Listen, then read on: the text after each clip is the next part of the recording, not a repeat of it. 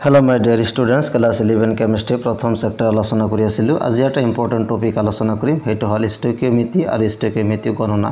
সক এটো বহুত ইম্পৰ্টেন্ট টপিক হয়। প্ৰথমে আমি স্টয়কিওমেট্ৰি আৰু স্টয়কিওমেট্ৰিক গণনা কি হেতু আমি বুজিলাম। ইয়াতে দিয়া আছে সোয়া স্টয়কিওমেট্ৰিক শব্দটো দুটা গ্ৰীক শব্দৰ পৰা সৃষ্টি হৈছে। ওকে, স্টয়কিওমেট্ৰি শব্দটো কি শব্দৰ পৰা সৃষ্টি হৈছে? দুটা গ্ৰীক শব্দৰ পৰা সৃষ্টি হৈছে। স্টয়কিয়ন অৰ্থ মৌল আৰু মেট্ৰন অৰ্থ যোগ বা জোখা অৰ্থাৎ গতিকে স্টয়কিওমেট্ৰিৰ অৰ্থ হল ৰাসায়নিক বিক্ৰিয়াটাৰ বিক্ৰিয়ক আৰু বিক্ৰিয়াজাত পদাৰ্থৰ ভৰ গণনা। কোনো এটা ৰাসায়নিক বিক্ৰিয়া যদি আমি কনসিডাৰ কৰো, সেই ৰাসায়নিক বিক্ৰিয়াটাৰ যি বিক্ৰিয়ক থাকিব আৰু বিক্ৰিয়াজাত পদাৰ্থ থাকিব, সেই বিক্ৰিয়ক আৰু বিক্ৰিয়াজাত পদাৰ্থৰ ভৰ গণনা কৰাকে কি বুলি কোৱা? স্টয়কিওমেট্ৰি বুলি কোৱা হয়। স্টয়কিওমেট্ৰিৰ অৰ্থটো কি তেনেহলে নিশ্চয় বুজি পালা। স্টয়কিওমেট্ৰিৰ অৰ্থটো হল ৰাসায়নিক বিক্ৰিয়াটাৰ বিক্ৰিয়ক আৰু বিক্ৰিয়াজাত পদাৰ্থৰ ভৰ গণনা কৰা যেটো পদ্ধতি, সেইটো স্টয়কিওমেট্ৰি অৰ্থ। ওকে, এতিয়া স্টয়কিওমেট্ৰিৰ অৰ্থটো আমি এটা ৰিঅ্যাকশনৰ জৰিয়তে আমি আলোচনা কৰিব পাৰো। সো ইয়াতে এটা ৰিঅ্যাকশন আমি কনসিডাৰ কৰিছো। CH4 + 2O2 goes to carbon dye oxide plus water molecule. Okay, এইটো হল আমাৰ মিথেনৰ দহন বিক্ৰিয়া বুলি কোৱা হয়। সো মিথেনৰ দহন বিক্ৰিয়াটো আমি কনসিডাৰ কৰিলো। ইয়াতে মিথেন আৰু অক্সিজেন এইটো হৈছে বিক্ৰিয়ক পদাৰ্থ আৰু কাৰ্বনৰ হফালে যি দুটা পদাৰ্থ আছে কাৰ্বন ডাই অক্সাইড আৰু ওয়াটাৰ, এইটো হৈছে আমাৰ বিক্ৰিয়াজাত পদাৰ্থ। গতিকে স্টয়কিওমেট্ৰিৰ অৰ্থটো আমি কি পালো? বিক্ৰিয়ক আৰু বিক্ৰিয়াজাত পদাৰ্থৰ কি ভৰ গণনা কৰিব পৰা প্ৰক্ৰিয়া, অৰ্থাৎ ৰাসায়নিক বিক্ৰিয়াটাৰ, অৰ্থাৎ এইটো এটা ৰাসায়নিক বিক্ৰিয়া।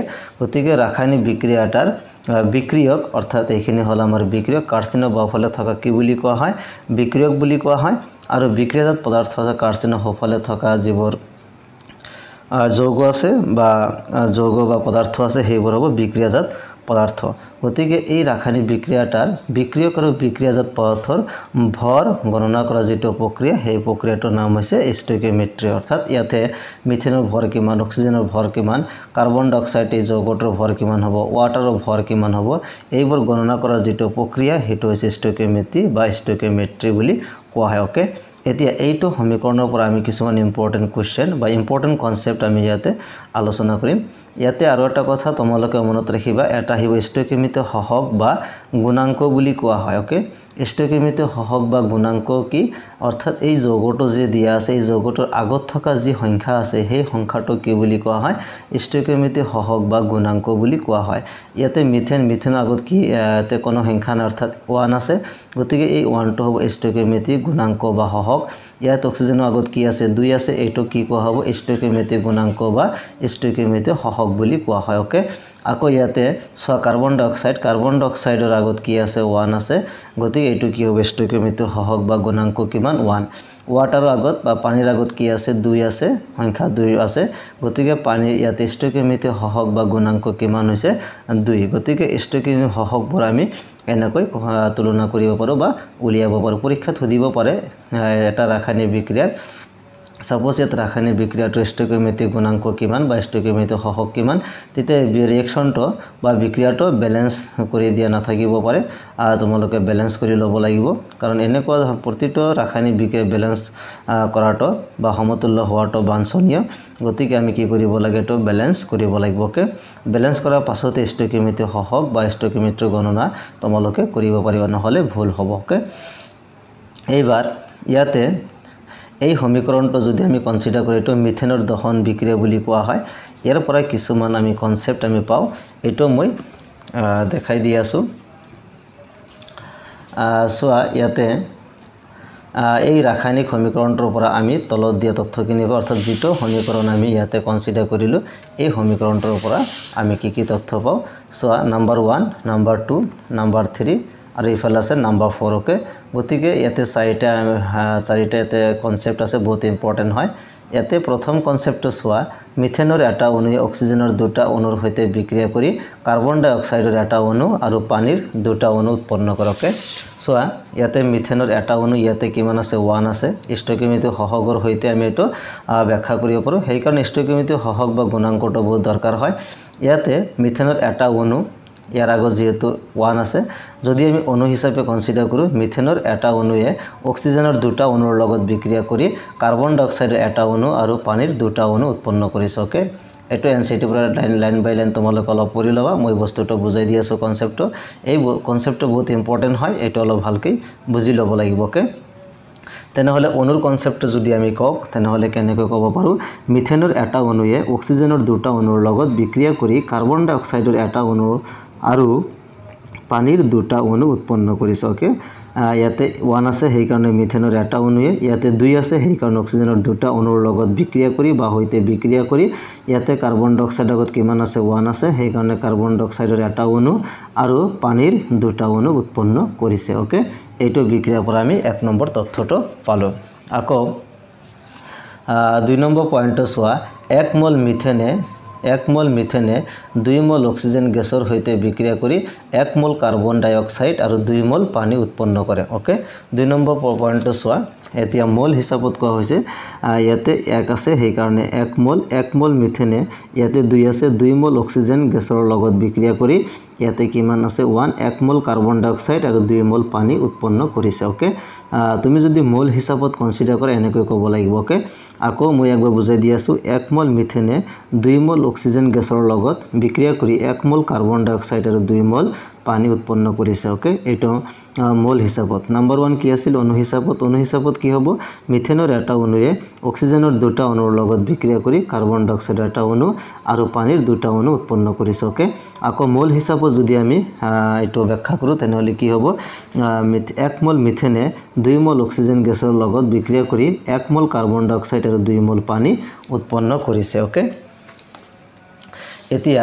3 নম্বৰ পইণ্টটো চোৱা 3 নম্বৰ পইণ্টত সুধিছে 16 গ্ৰাম মিথেনে 2 * 32 গ্ৰাম অক্সিজেন গেছৰ হৈতে বিক্ৰিয়া কৰি 44 গ্ৰাম কাৰ্বন ডাই অক্সাইড আৰু 2 * 18 গ্ৰাম পানী উৎপন্ন কৰে ওকে এইটো অলপ তোমালোকে মনোযোগ দি চাব লাগিব আমি অলৰেডি আণবিক ভৰ বা মলাৰ ভৰ কেনেকৈ উলিয়াব লাগে হেতু আলোচনা কৰিছো তোমালোকে যদি চোৱা নাই চাই লবা হেতু চালেহে এইটো তুমি বুজি পাবা ইয়াতে মিথেনৰ ভৰটো আমি চাম কাৰ্বন কিমান আছে 12 এটা কাৰ্বনৰ ভৰ কিমান 12 গ্ৰাম সো কাৰ্বন 12 হাইড্ৰোজেন 4 12 আৰু 4 যোগ কৰিলে কিমান আহিব 16 গ্ৰাম ওকে গতিকে 16 গ্ৰাম মিথেন ইয়াতে অক্সিজেন এটা অক্সিজেনৰ ভৰ কিমান 16 গতিকে দুটা হ'ব 32 ইয়াৰ আগত 2 আছে সেই কাৰণে 2 * 16 * 2 = 32 ওকে 2 * 32 গ্ৰাম অক্সিজেন ওকে ইয়াতে কাৰ্বন ডাই অক্সাইড 44 গ্ৰাম কাৰ্বন ডাই অক্সাইড কাৰণ কাৰ্বন 1 12 আৰু অক্সিজেন 2 হল 32 সেই কাৰণে কিমান আহিব 44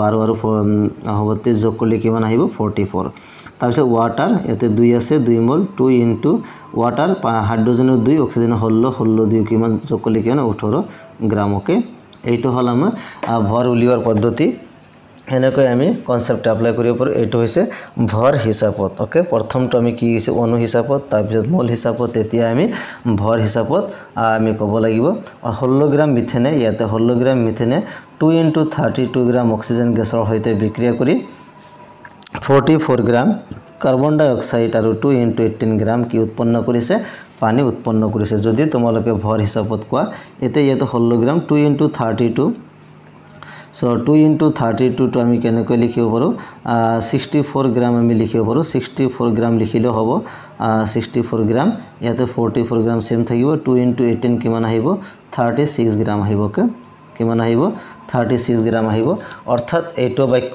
তোমালোকে এনে ক'ব পাৰিবা 16 গ্ৰাম মিথেনে 64 গ্ৰাম অক্সিজেন গেছৰ হৈতে এটো এনেকৈ তোমালোকে ক'ব পাৰিবা 16 গ্ৰাম মিথেনে 64 গ্ৰাম অক্সিজেন গেছৰ হৈতে বিক্ৰিয়া কৰি 44 গ্ৰাম কাৰ্বন ডাই অক্সাইড আৰু 36 গ্ৰাম পানী উৎপন্ন কৰিছে ওকে এইটো হল আমাৰ গ্ৰাম হিচাপত গতিকে এই কনসেপ্টটো আমি ইয়াতে বুজি পালো এতিয়া আৰু এটা পইণ্ট আছে অৰ্থাৎ এই পইণ্টটো আমি এনেকৈ ক'ব লাগিব যেটো 4 নম্বৰ পইণ্টটো দিয়া আছে সো 4 নম্বৰ পইণ্টটো মই ইয়াতে নিছো प्रमाण उष्णता और चापत 22.4 लिटार मिथेने 44.8 लिटार ऑक्सीजन गैसर होते विक्रिया करी 22.4 लिटार कार्बन डाई ऑक्साइड और 44.8 लिटार जलीय बाष्प उत्पन्न करे ओके याते प्रमाण उष्णता और चापत सुधिसे प्रमाण उष्णता और चापत एसटीपी বুলি কোৱা হয় স্ট্যান্ডার্ড টেম্পারেচার এন্ড প্রেসার এটো হৈছে এসটিপি प्रमाण उष्णता और चापत प्रमाण उष्णता और चापत एटो बस्तु कन्सेप्ट मनत राखिब लागिब तुमलोके 22.4 मोल मिथेन अर्थात एसटीपी किमान है 1 मोल ओके 1 मोल समान समान 22.4 लिटार ओके अर्थात एटो कन्सेप्ट बा फर्मुला तुमलोके मनत राखिब लागिब कन्भार्जन जेटो आछे 1 मोलत 22.4 लिटार धरा है बा कन्सिडार करा है 1 मोल पदार्थर परिमाण बा 1 मोल याते जदि मिथेन आमी कन्सिडार करूँ 1 मोल मिथेन माने होइसे 22.4 लिटार मिथेन अर्थात एटो आयतনৰ লগত आमी तुलना करिब पारो 1 मोल मिथेन माने 22.4 लिटार मिथेन एटो एक्सपेरिमेंटल है एटो अलरेडी प्रूव्ड होइसे एसटीपी स्टैंडार्ड टेम्पारेचार एंड प्रेसारत जिकोनो पदार्थर बा गैसर आयतन 22.4 लिटार धरा है प्रमाण उष्णता और चापत 1 मोलर मानटो आमी 22.4 लिटार धरू याते मिथेन आगत किमान आछे 1 मोल हेइ कारणे 22.4 लिटार मिथेने याते 2 मोल आछे गतिके 22.4 1 मोलर मान यदि 22.4 হয় ইয়াতে কিমান আছে 2 মোল গতিকে আমি 2 দি পূরণ কৰিম সো 22.4 ক আমি 2 দি পূৰণ কৰিলে কিমান আহিব 44.8 আহিব ওকে অর্থাৎ ইয়াতে 22.4 লিটার মিথেনে 44.8 লিটার অক্সিজেন গ্যাসের হইতে বিক্রিয়া করি 1 মোল কার্বন ডাইঅক্সাইড ওকে 1 মোল কার্বন ডাইঅক্সাইড মানে 22.4 লিটার কার্বন ডাইঅক্সাইড कारण 1 मोलर मानटो कार समान है 22.4 लिटार समान है সেই কারণে 1 मोल कार्बन डाइऑक्साइड माने 22.4 लिटार कार्बन डाइऑक्साइड और इते 2 मोल पानी सो 2 मोल पानी हले इते 2 लगत आमी आगर निचिनाকৈ पूरण करिब লাগিব 44.8 लिटार पानी अर्थात इते 22.4 लिटार ऑक्सीजन 22.4 लिटार मिथेने 44.8 लिटार ऑक्सीजन गैसर होते 44 कि हबो कारण 2 मोल आछे जे हेका पूरण करि